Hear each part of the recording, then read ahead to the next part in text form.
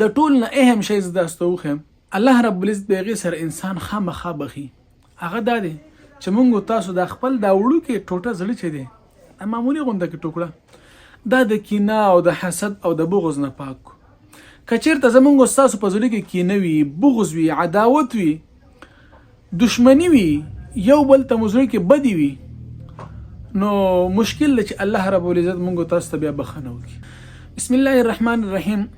مسلمانانو د رمضان میاشت ده او تقریبا 2 عشرې ختمېدو والا دي. 2 عشره چې ده هغه هم ختمېدو والا ده، او 3 عشره انشاءالله عن قریب شروع کېدو والا ده چې هغې ته وایي عتق من النار. زما دا ایمان دی چې مسلمانانو به کوم مسلمانانو چې روجې نیولې دي هغوی به په دې میاشت کې په دې 2 عشرو کې داسې اعمال کړي وي چې الله رب العزت هغې ته بخښنه وکړي. لیکن که بیا هم کم انسان نه کوتاهي شوي، کم انسان نه داسې سهوه شوي، هغه نه اعمال پاتې شوي، نو مسلمانانو اوس هم لوی چانس دی. پوره عشره د سره پاتې ده. په دې عشره کې الله رب العزت لا تعداد مخلوق چې دی دا د اور نه ازادوي.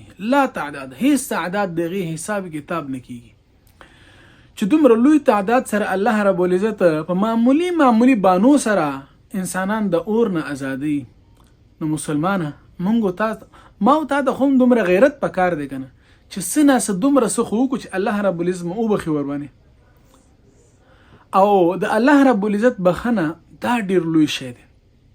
د ټول نه اهم شی زه تاسو ته وښیم چې الله رب العزت د هغې سره انسان خامخا بخي. هغه دا دی چې موږ تاسو د خپل دا وړوکې ټوټه زړه چې دی، معمولي غونده کې ټوکړه، دا د کینه او د حسد او د بغض نه پاک کړو. که چېرته زموږ ستاسو په زړه کې کینه وي، بغض وي، عداوت وي، دشمني وي، یو بل ته مو زړه کې بدي وي، نو مشکل دی چې الله رب العزت موږ تاسو ته بیا بخښنه وکړي. لوی شی چې دی هغه د زړه صفایي ده. چې کله زړه صفا وي مسلمان دپاره او زړه کې مسلمان دپاره کینه بغض لوي، الله رب العزت به ستا انشاءالله ستا مغفرت به کوي، ستا بخښنه به کوي. او نور خو ستاسو علم کې ده چې د ورځې څنګه تېرې شوې، داسې تېرې شوې لکه هوا چې راشي او لاړه شي. 2 عشرې تېرې شوې، په دې 3 عشره هم اډوپوی نه شو. که ژوندو په دې ټول کال به اډوپوی نه شي، بل رمضان به راشي. دا ژوند داسې روان دی مسلمانانو، څنګه چې حدیث پاک کې راځي چې د قیامت د علامو نه یو علامه دا هم ده چې کلونه به کال به د میاشت په شان شي، میاشت به د هفتې په شان شي، او هفته به د ورځې په شان شي، او ورځ به د یو ګنټې د یو معمولي ساعت په شان شي. او یقینا چې هغه وخت دی او هغه علامات ښکاره دي. په هیڅ پوه نه شو دا 2 عشرې تېرې شو د رمضان.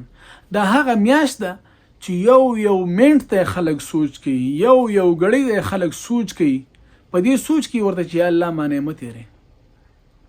او بل په دې ماه رمضان کې او بیا خصوصا په دې اخیری عشره کې اعتکاف ډیر لوی د ثوابونو او اجرونو کار دی.